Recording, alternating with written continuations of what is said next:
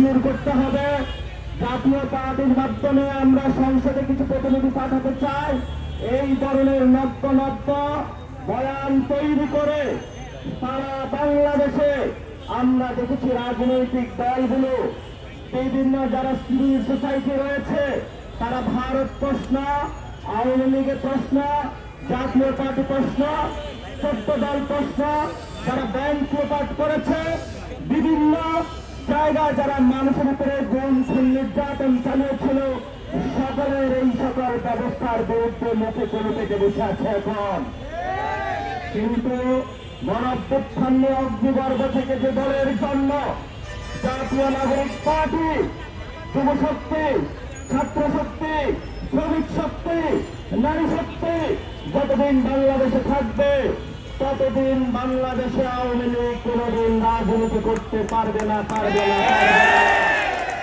আমাদের দাবি সুস্পষ্ট। শেখ হাসিনার ফাঁসি রায় হয়েছে, উনি আওয়ামী লীগের দলীয় প্রধান থেকে আমাদের উপর খুনের নির্দেশ দিয়েছিলেন। এখন দল হিসাবে আওয়ামী লীগকে বিচারের কাঠ গড়ায় দাঁড় করাতে হবে।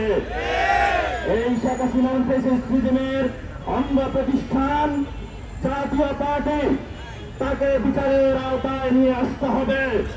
শুধু তাই নয়, আরো তার যে ছোট ছোট গৃহপালিত যে দলগুলো রয়েছে, 14 দলীয় জোটের যারা রয়েছে, তাদেরকে বিচারের আওতায় নিয়ে আসতে হবে। আমরা ভারতকে ভয় পাই না। ভারত যতই বাংলাদেশকে চোখ রাঙানি দেখ না কেন, আমাদের ভারতের সামনে কোনো ভয় নয়। আমরা অনেকবার মরছি, আমরা এখন বেঁচে থাকবার লড়াই আছি। ভারতীয় এস্টাবলিশমেন্ট অংশকে বলবো, আগামী নির্বাচন আসতেছে, যদি কোন দল ভারতের সাথে মৈত্রী চুক্তিতে অবতীর্ণ হয়ে নতুন ভাবে ক্ষমতায় যাওয়ার স্বপ্ন দেখে, তাদের পরিণতি একইভাবে আওয়ামী লীগ হাসিনার মতন হবে।